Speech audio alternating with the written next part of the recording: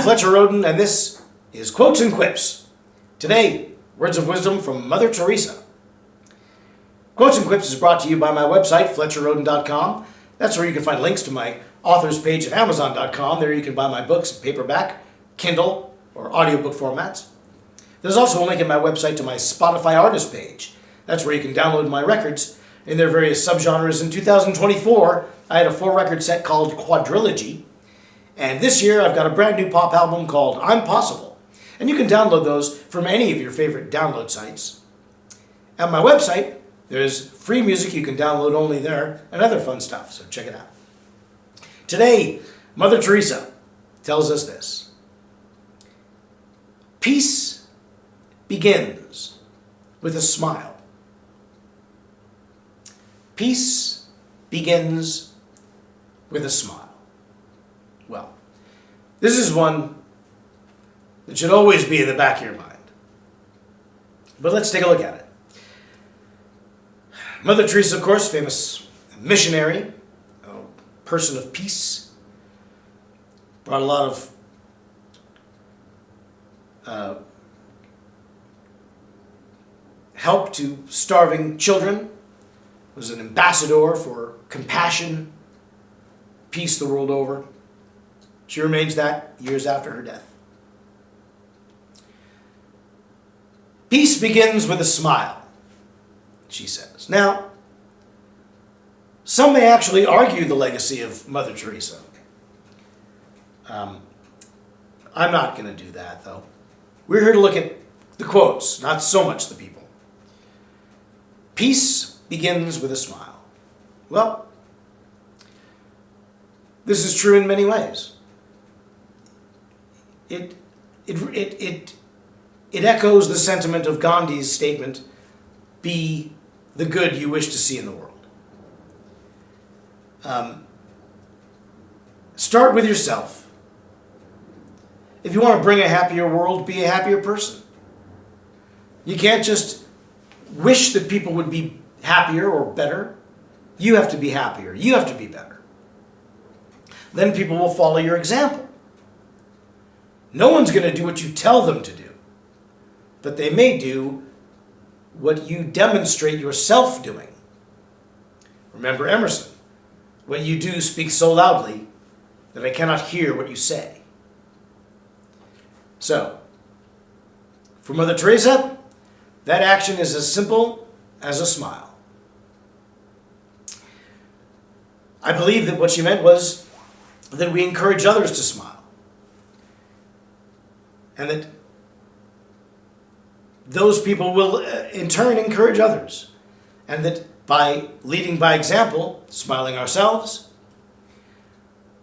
it's true that if you smile at someone, they will smile back. Smiling is contagious. And that one small step, the journey of 1,000 miles, begins with a single step. And that single step is a smile.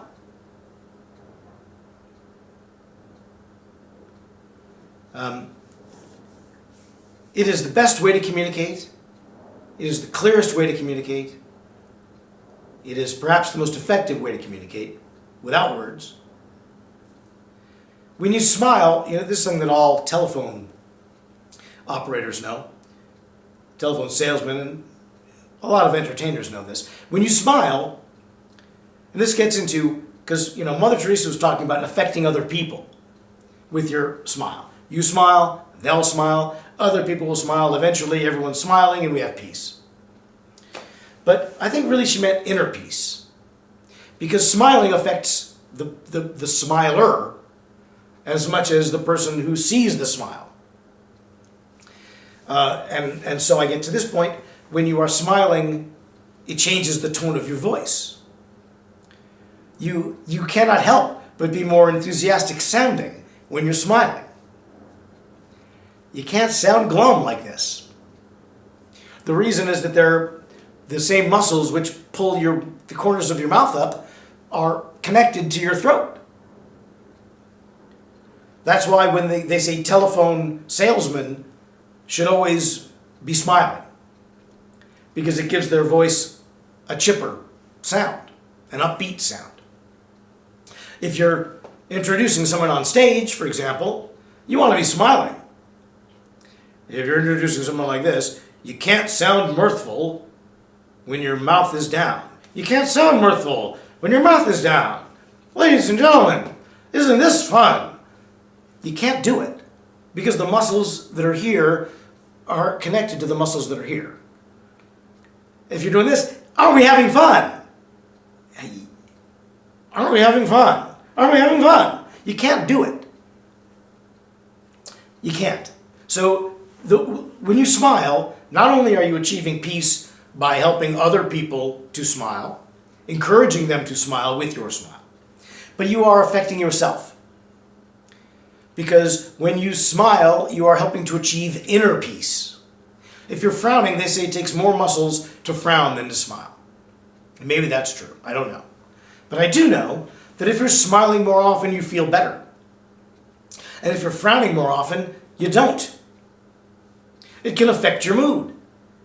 It's just like having a clean environment can help you to have a clean, uncluttered psychology. Having a cluttered, dirty environment can contribute to a cluttered, dirty psychology. You can read more about that in my book, Tracking the Lone Wolf, the Sigma at Work, at Home, and at Play.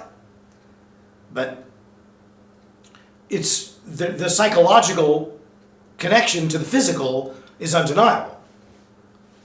That's why, for example, when you're hurt, you may make an expression of a wince, because these things are connected. If you smile, you will feel better. You will. I think what Mother Teresa is getting at is